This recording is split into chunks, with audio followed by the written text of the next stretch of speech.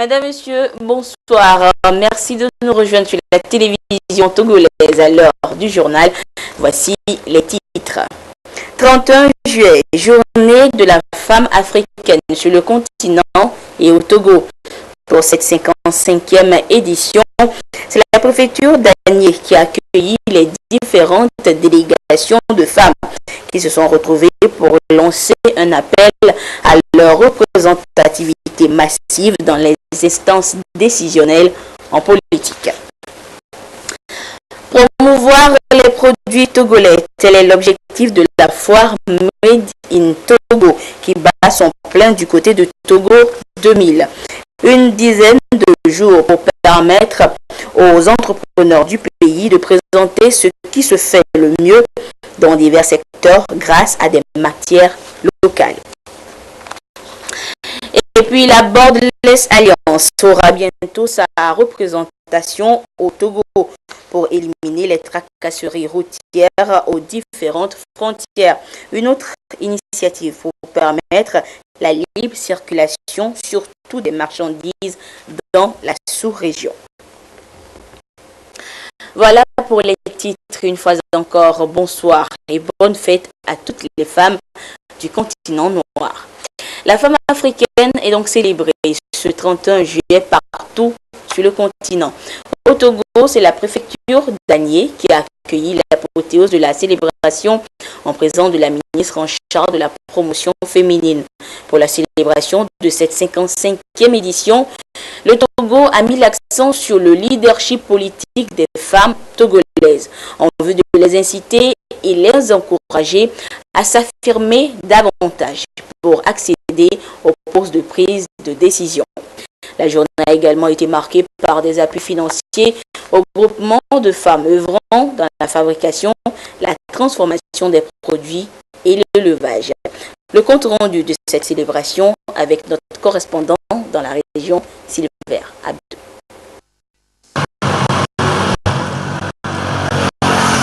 En dépit des efforts engagés dans la promotion de la parité homme-femme, la représentativité des femmes aux instants de prise de décision demeure encore beaucoup plus faible.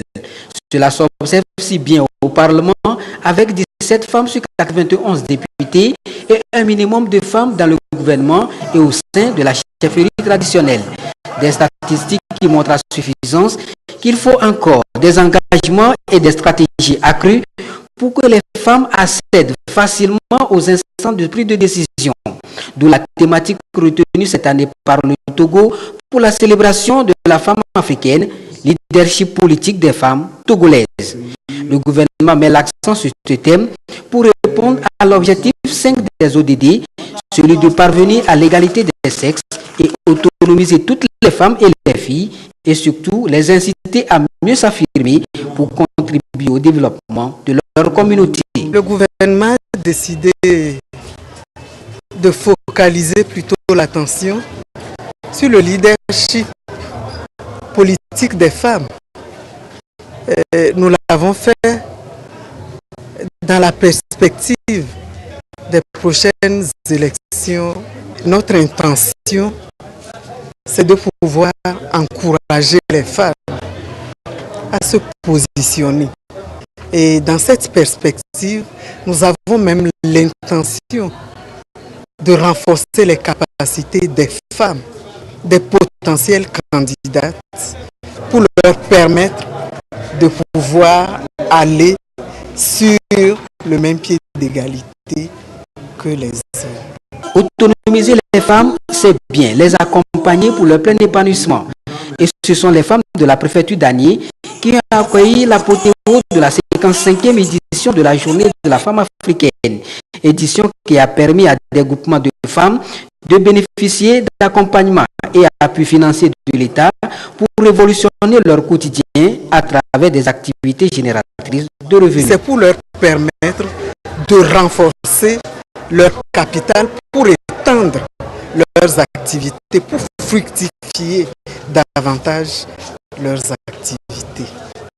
Nous voudrions témoigner notre gratitude au chef de l'État, son Excellence Fort et Sozina Nyasingbe, qui ne ménage aucun effort pour promouvoir la femme togolaise et lui assurer son plein épanouissement. Nous lui en sommes très reconnaissantes au vu de sa politique de développement inclusif. Nous nous engageons résolument à promouvoir la cohésion sociale et la culture de la paix dans nos familles et dans la cité.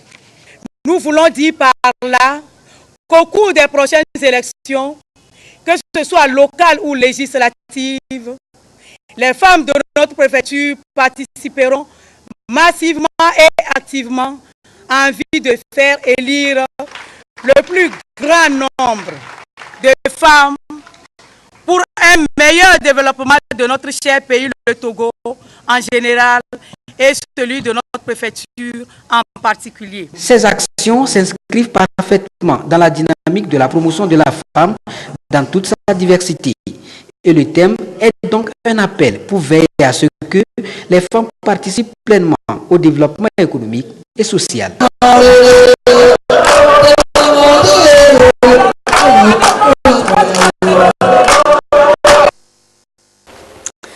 31 juillet, journée de la femme africaine et date anniversaire d'une dame d'un autre genre, la télévision togolaise.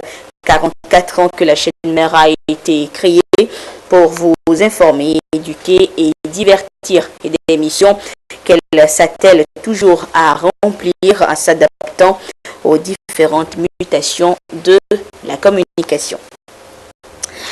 Dans quelques jours, le Togo sera l'épicentre des entrepreneurs d'Afrique subsaharienne et des hommes d'affaires des États-Unis pour cause du 16e forum de l'AGOA.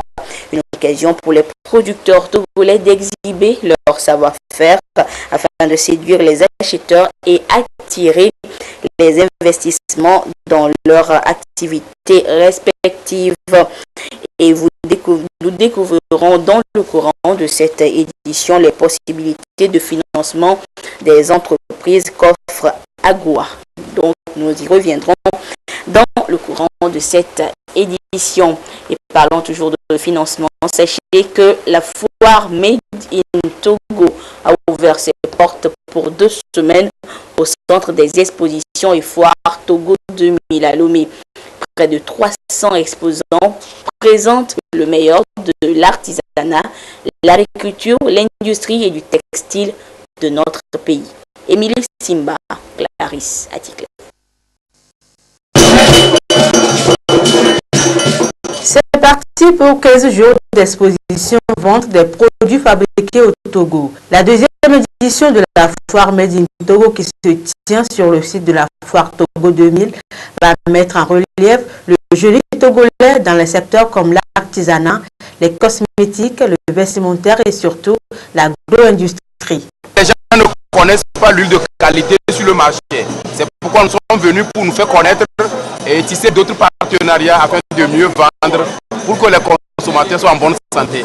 Pour cette édition, le Centre togolais des expositions et foires CTF mettra l'accent sur les rencontres nationales du numérique et des objets connectés. La question de la qualité des produits sera également abordée. Comment nous devons faire pour une meilleure qualité à nos produits, parce que sans la qualité, ils auront du mal à être consommés et à être exportés. Donc nous insistons beaucoup auprès des opérateurs. C'est pour cela d'ailleurs que nous ferons des conférences avec des experts en la matière qui vont leur parler de la façon dont il faut assurer une meilleure qualité à nos produits. La foire Made in Togo se tient pratiquement à la même période que le 16e forum de l'AGOA. Une occasion pour les participants à ce rendez-vous économique et d'affaires de voir ce qui se fait au Togo. On fait beaucoup de choses, mais on n'a pas l'occasion de le montrer au monde entier. Donc nous espérons qu'avec le forum AGOA qui arrive et avec les médias nationaux et internationaux qui seront là, on fera plus, on rendra plus visible tout ce qui est fait au Togo en termes d'agro-business, d'agriculture, de services, enfin de tout ce qui est fait au Togo. La foire Made in Togo se déroule du 28 juillet au 11 août 2017 et offre un espace pour la valorisation de la production nationale et la promotion de la consommation des produits locaux. Et ces produits locaux pourront être facilement exportés grâce à l'élimination des tracasseries routières dont est chargée la Borderless Alliance, l'Alliance sans frontières en français. Elle a réuni ce matin à Lomé opérateurs économiques et douaniers pour les préparer à l'implantation prochaine du comité national de la dite association au Togo.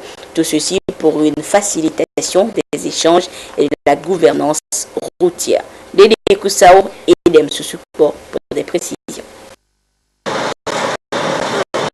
La croissance du PIB dans l'espace DAO est d'environ 5% en moyenne par an. Le commerce est donc en pleine expansion avec 370 millions de consommateurs potentiels. Un véritable pôle d'attraction des opérateurs économiques pour plus d'investissement et donc de création de richesses.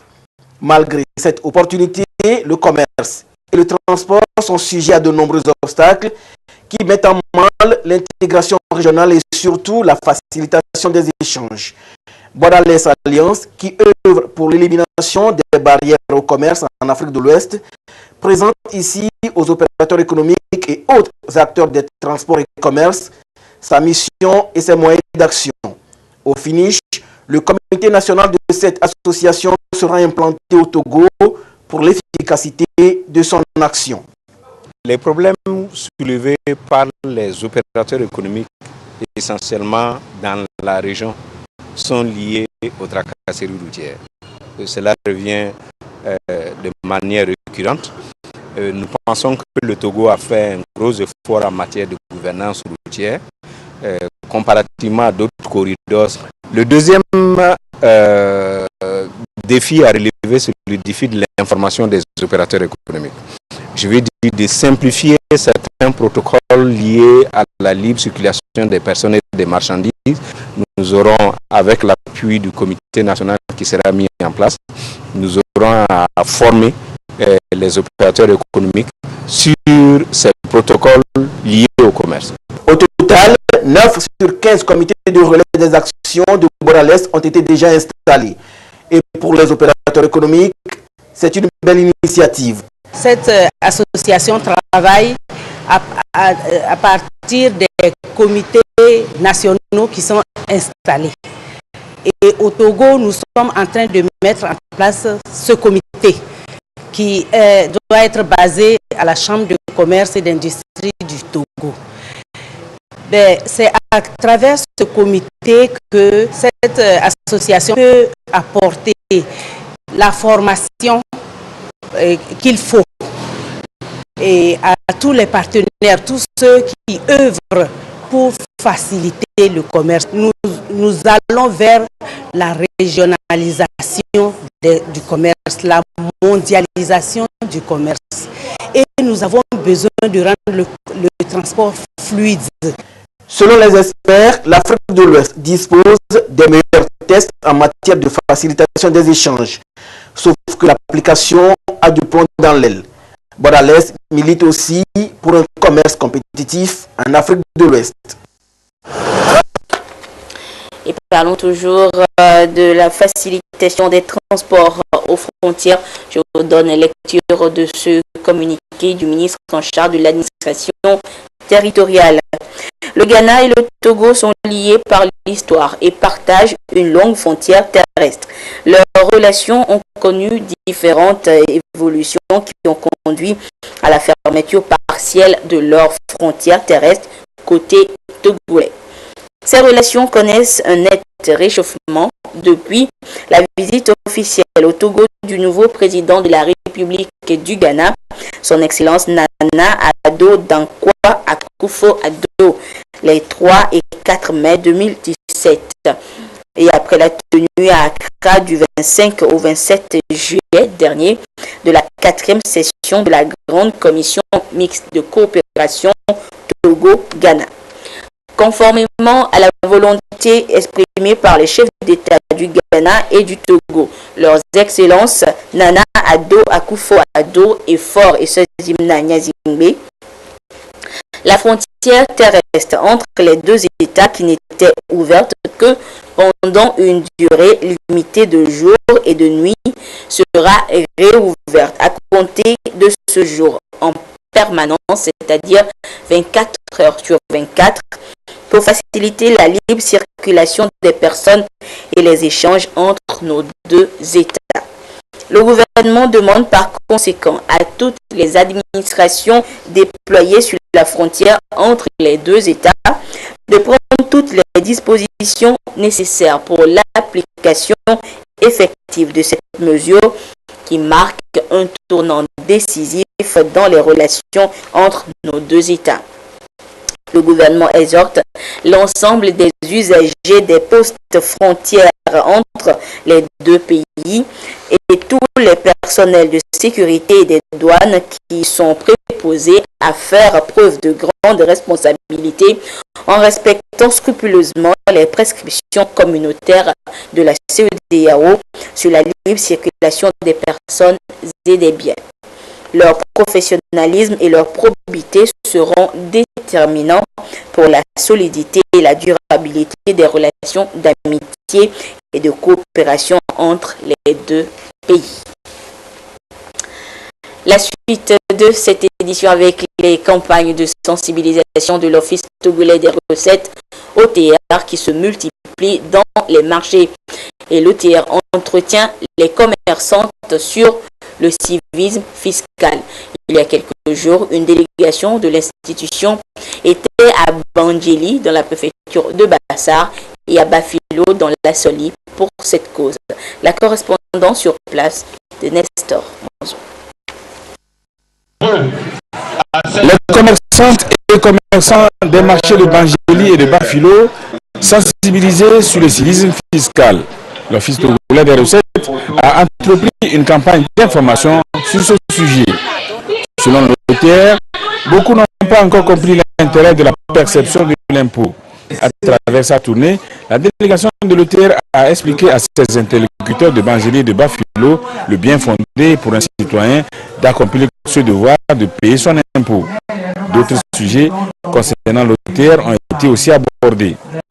Le message que nous lançons à l'endroit de cette population est que le paiement des impôts soit un consentement volontaire et que toute la population aille payer les impôts comme nous payons nos dîmes, nos offrandes à l'église ou comme nous payons nos zakats à la mosquée, car chacun doit apporter sa pierre pour la construction de notre cher pays, le Togo. Nous leur avons parlé aussi des modifications au niveau de la loi de finances 2017, où nous avons des exonérations sur la TVA. Le gouvernement a pensé à ça pour adoucir le panier de la ménagère. Payer l'impôt permet à l'État de disposer de moyens pour assurer le